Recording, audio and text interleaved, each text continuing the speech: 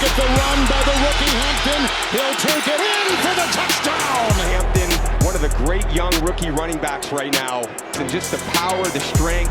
Omarion Hampton going to the Chargers, 22nd overall, MJD. Only played 9 games with 6 starts, 124 carries for 545 rushing yards. What was your take initially of the season that you maybe were expecting after your draft analysis on Omarion Hampton and what you saw? When I first saw him in college, I said, listen, big kid has to be on track, right? He has to. I remember that. Yep. He has to be on track. He's going to take some unnecessary hits because he doesn't really get out of the way of things. And I think that's kind of what happened with his injury, right? Like, granted, his situation wasn't the best either, right? He went into a both tackles get hurt. Like, it just ended up, that wasn't a good situation for him. No. They were down to like their 4th, 5th left tackle by the second half of the season. Guards and centers, but I will say he surprised me with him catching the ball out of the backfield. They threw him the ball a little bit. He did really well. He ran hard. He broke some tackles. But my concern was when you take so many hits, he runs upright, that he was going to get banged up. I didn't think it was going to be an ankle injury at the time. But that's kind of the part of the process. When you can't get out of the way, when you can't make people miss in a short area, what I mean by that is not allowing them to touch you, make you miss, not running through them. Yep. You're going to get those. These are things that are going to happen. Very different from Ashton Genty, where, Genty would make guys miss and run through guys. He was like, it was like they would go head up and then he'd be driving his feet and he'd kind of bowl through people.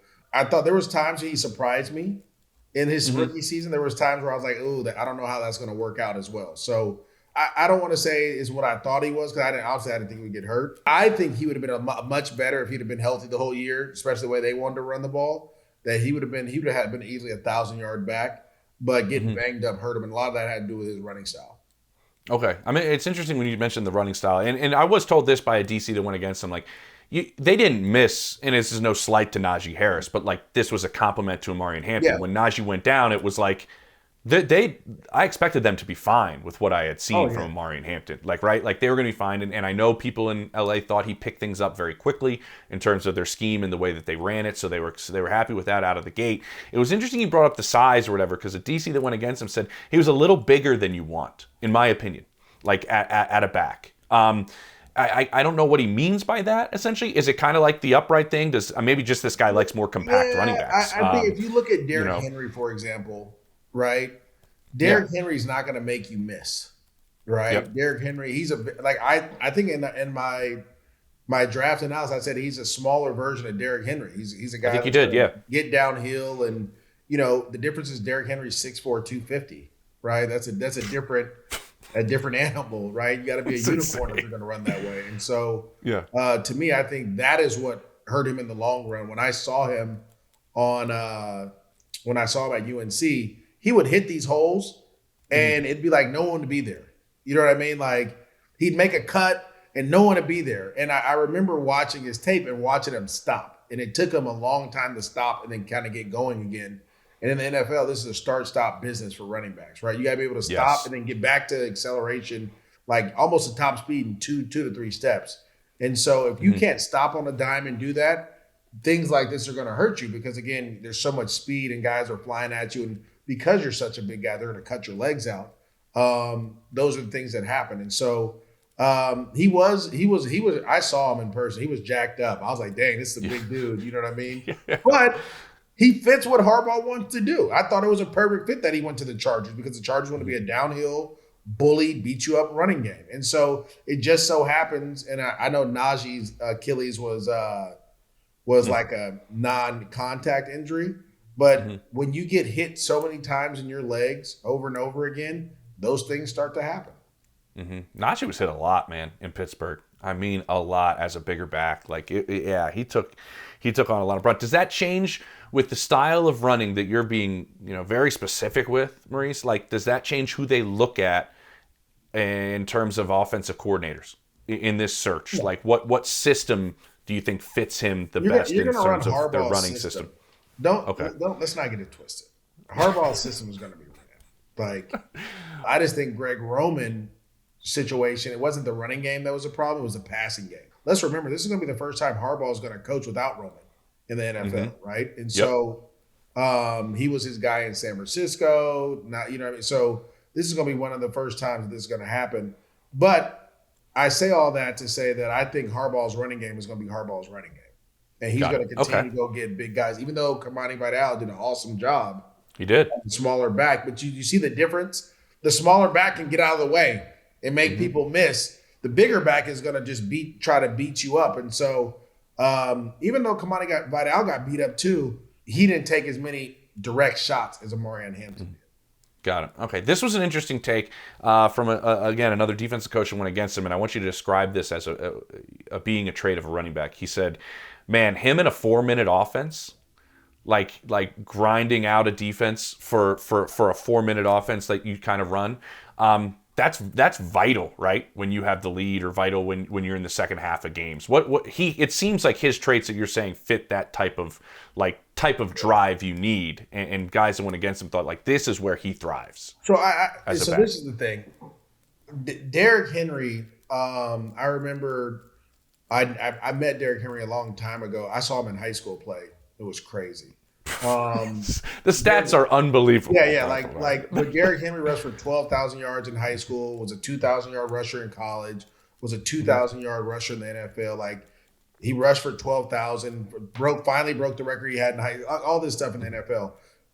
The difference is Derrick Henry spends hundreds of thousands of dollars on his body every year, right? To make sure that he's able to do those things that he wants to do. Yep. I think that is with Omarion Hampton. That's what he's going to have to do is spend the money and put the money back into his resume, which is his body, and make sure it's right. He needs to go talk to Derrick Henry. He needs to go talk to a veteran running back. Matter of fact, I'm going to actually call his running back coach, and I'm going to see if I can reach out to him and talk to him about the things that are necessary for you to continue to do the things that you're doing, right? And you're exactly right. The 4-minute, like the reason I brought up Derrick Henry was he gets better as the game gets going. He gets and it's funny because I believe the reason Harbaugh and Todd Monk and all those guys got fired is they got away from Derrick Henry. You get away from him sometimes, and you can't do that. If you remember that Green Bay Packers game, he carried the ball 36 times, and they were like deliberately getting him the football. Derrick Henry won you the ball game. Right? You went into Green Bay and won. Gave yourself an opportunity. So I'm bringing that up to say is I agree with that, DC, but it's on Hampton to figure out his routine and what he wants to do. Again, as a rookie in the NFL, everything was going by so fast. I remember my running back coach, Kennedy Palomalu, was like, you got to get a routine, young man. Get a routine. You got to find a routine. I'm like, I barely know where my elbow and my butthole is. You know what I'm saying? Like, I'm just trying to get to work on time. You know what I mean? Like, right? Yeah. Jesus Christ. Like I've never had this much time. I've never had this much money. People know who I am. Like, I'm just trying to figure all this out. And he just stayed on me like, man, did you get your massage today? Did you do, like, what is your routine? What are you going to do? And it slowed the game down for me because every day I had a set routine. And that set routine allowed my body to feel really good on Sundays. Saturdays and Sundays, sometimes Fridays, right? And so I think with Hampton, and again, an ankle injury is an ankle injury, but if you're going to take this beating from these defenses, you need to make sure that you're speeding up the recovery for your body, right? Like, I used to get vitamin IVs. I had bought a hyperbaric chamber where I used to get massages twice a week. Like, I'd get a massage on Monday or Sunday night after the game sometimes just to help my body flush out all the bad blood. I mean, there's just so many different things now, especially in today's game and what you can do. I mean, put it this way, James. This is how much recovery is now in the NFL, how important it is in the NFL. When I was in the NFL, they never gave you vitamins or things like that. You would go out and do your own thing, right? Guys would get popped or whatever and get the PEDs. They now give you vitamins, whatever you want. They have nutritionists that'll do blood work for you to help you recover. They have everything you need at these facilities now to help you recover. That's what he needs to figure out what's going to be his best suit. And again, that's what the game is about, especially for a guy that doesn't have the same lateral movement as others, you know, and you can work on those and try to get it better. But naturally, it's going to be hard because you're so tall and big, right, to be able to slide left and right at the drop of a dime. So if you're going to be a downhill runner, you got to make sure you take care of your body. Yeah, that's a great point you brought up, by the way. And that's becoming such a and you work for the Rams, you're around the Jags. Like, that is becoming such a big part of these organizations now. Like, it used to be like the general manager was overseeing like nutrition and health and things like that. Now you're seeing these teams hire somebody who oversees all of that and reports oftentimes to the general manager to make sure that that entire side of the building is run at a level that is just the money and the resources that are getting poured into that in today's game is. I was talking to a team about it the other day who was like, we're not good enough. We're not good enough in this aspect. It's valuable. James, there used to be a saying, you can't make the club in the tub, meaning you can't be in the training room all the time. I went to Jacksonville in August. They were encouraging guys to be in the training room. Yeah. Hey, you haven't come in today. Are you okay? You stay on the team in the tub now. Like, that's how you stay on the team. Like, it's unbelievable. So as we kind of wind this down, like I was given really, really solid back, really solid vision. When you see him out there, his rookie year, every bit the part of like, this is a legit NFL running back. Like, I see it. That was from multiple guys. The one other thing that I was given, and again, multiple guys said this, and the season plays a part in this.